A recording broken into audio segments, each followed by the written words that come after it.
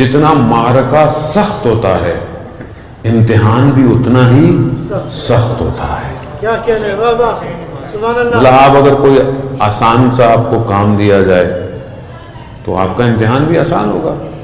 مثال کے طور پر میٹرک کے بچے کو پہلی کلاس والے امتحان میں بٹھا دیں تو اس کے لیے تو بڑا آسان ہے وہ، لیکن میٹرک والے کو آپ بی اے کے پیپر میں بٹھا دیں تو اس کے لیے وہ سخت ہے، اور شاید اس کو تیار کرنے کی وجہ سے بہت محنت کرنی پڑے گی.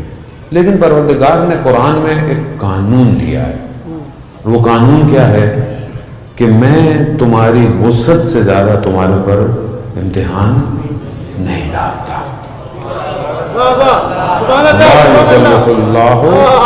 میں کسی نفس کے اتنی تکلیف ہی نہیں دیتا اگر اس میں اتنی وسعت نہ ہو. اب اگر میں آج کل کے دور میں کسی امتحان میں کامیاب نہیں ہو رہا تو مجھے یہ دیکھنا چاہیے کہ کہیں میری وسعت تو کم نہیں ہو گئی ہے. لیکن آپ بہانہ کہہ کے نکل نہیں سکتے کہ خود میری تو ظرفیت ہی نہیں تھی، خدا نے امتحان نہیں لیا. خود کیوں ظرفیت کیوں نہیں تھی؟ اگر تاریخ میں بعض ظرف لوگ نہ ہوتے تو شاید ہم یہ بہانہ کر سکتے تھے، مگر تاریخ میں ایسے لوگ تھے کہ جب انہیں مشکل کے دہانے پر رکھا گیا تو ان کی وسعت پتہ چلی کہ کیا تھی. ان کی وسعت تبھی پتہ چلی، ورنہ آپ کیسے پہچانیں گے کہ خود دعوے دار تو سارے تھے، دعوے دار تو بہت تھے، لیکن اس امتحان کے جب امتحان لیا جائے گا تب پتہ چلے گا کہ کتنے طاقت میں ہے. خدا نے انبیاء کا امتحان لیا، خدا نے انبیاء کو بھی چھوڑا نہیں ہے، خدا نے امتحان لیا.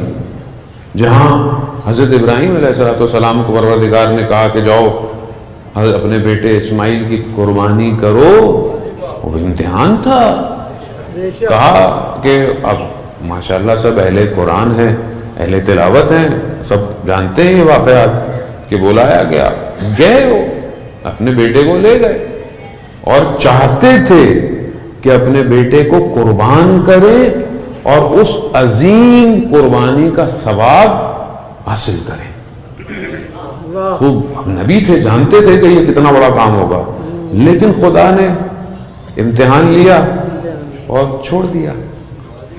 وہاں حضرت ابراہیم کہنے لگے کہ کیا ہے؟ کہا ہے اصل میں جو عظیم قربانی ہے، ذبح عظیم ہے، وہ یہ نہیں ہے ابراہیم، یہ نہیں ہے. وہ حدیث ہے، پوچھا، حدیث ہے، پوچھا گیا حضرت ابراہیم سے کہ آپ اپنے آپ کو زیادہ پسند کرتے ہیں یا نبی آخر الزمان کو زیادہ پسند کرتے ہیں؟ تو حضرت ابراہیم نے بولا کہ ظاہر ہے میں آخری نبی کو زیادہ پسند کرتا ہوں، ان سے زیادہ محبت ہے.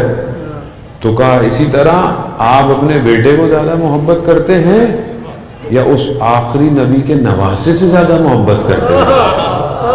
تو حضرت ابراہیم نے کہا کہ نہیں، میں آخری نبی کے نواسے سے زیادہ محبت کرتا ہوں. حضرت ابراہیم کو کربلا دکھائی گئی، دکھائی کربلا تلقی کی گئی ابراہیم کے اوپر. نبی خدا ہیں، خلیل اللہ ہیں، لیکن دکھایا کہ دیکھو یہ ہے وہ ذبح عظیم. کیوں؟ کیونکہ اگر کامیاب ہونا ہے، اگر کامیاب ہونا ہے، اگر تکامل کی طرف جانا ہے تو سید الشہداء کے ساتھ سفر کرنا پڑے گا. سبحان اللہ. مجھے نہیں پتا کہ شاید میں آپ کی خدمت میں یہ مطالب پہنچا سکوں. مطالب بہرحال سنگین ہیں، مشکل ہیں، لیکن بہرحال ہمیں آہستہ آہستہ اس پہ پہنچنا ہے، کیونکہ سالک سید الشہداء بننا پڑے گا. یعنی اس کا مطلب کیا؟ یعنی امتحان سے گزرنا پڑے گا، قربانی دینی پڑے گی. جب اس وادی میں آئیں گے تو ہی پھر آگے کی طرف کامیابی ہے. اور یہ وادیاں ہیں اسی لیے کہ یہ ہر دور میں ظلمت کو ہٹائیں، اور جو اصل روشنی ہے، نور ہے، اللہ نور السماوات والارض اس کی تجلی آپ کے وجود پہ کر سکے، بے شک واہ واہ وجود پہ کر سکیں، تبھی آپ اپنے آپ کو کسی بھی دور میں ہوں گے تو پھر آپ اپنے آپ کو تیار پائیں گے۔ شخص آیا امام جعفر صادق علیہ السلام،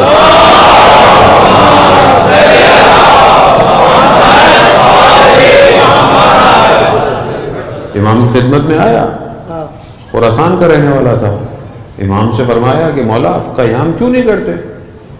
امام نے بولا کہ قیام کرنا، تندور لگاؤ، آگ جلاؤ، جب جل گئی تو کہا اس میں جاؤ، کود جاؤ۔ اب جب آدمی نار کے دہانے پہ پہنچتا ہے تو پتہ چلتا ہے کہ امتحان کسے کہتے ہیں۔ کیا کہنے واہ واہ، ٹھنڈے ٹھنڈے رہنا، آرام آرام سے رہنا، اے سی میں بیٹھے رہنا، وہ تو پھر تو آپ بڑے آرام سے بہت کچھ کہہ دیتے ہیں، لیکن معرقے میں رہنا، سہنے میں حضور پیدا کرنا، اس قابل ہونا، تو پتہ چلتا ہے کہ آدمی کہاں کھڑا ہے۔ کیا کیا اس نے؟ آیا تھا اتنی دور سے کہ امام کو تیار کرے کہ مولا بہت سارے لوگ تیار ہیں، آپ قیام کیوں نہیں کرتے؟ تو انہوں نے اچھا تم تو کودو پہلے، باقیوں کو تو بعد میں دیکھیں۔ نہیں گیا، کہا مولا وہ میرے بچے، میرے گھر والے۔ ایسے میں تھوڑی دیر گزری تو امام کا ایک غلام آ رہا تھا لکڑیاں لیے، امام نے اسے کہا کہ جاؤ کود جاؤ، دوسری چیز نہیں پوچھی، کیوں، کتنا، کب، لکڑیاں رکھی، نار میں۔ واہ واہ واہ واہ واہ واہ، سبحان اللہ۔ اب یہاں پہ جو نقطہ ہے، جو بہت ظریف نقطہ ہے، جو بہرحال آپ یہ واقعات سنتے رہتے ہیں، جو ظریف نقطہ ہے وہ کیا ہے؟ وہ یہ تھا کہ وہ کود گیا، اب یہ باتیں کرنے لگ گئے امام، اب اس کا دھیان وہی ہے کہ پتہ نہیں جل نہ گیا ہو، کیا ہوگا۔ امام اسے پوچھ رہے ہیں وہاں کے لوگ کیا ہیں، کیسا ہے، سب کچھ دیر گزر گئی تو آپ دیکھتے ہیں، دیکھا تو وہ جو آنکھ تھی وہ گلوں میں تبدیل ہو گئی اور وہ وہاں بیٹھا ہوا ہے۔ اب اصل مسئلہ کیا ہے؟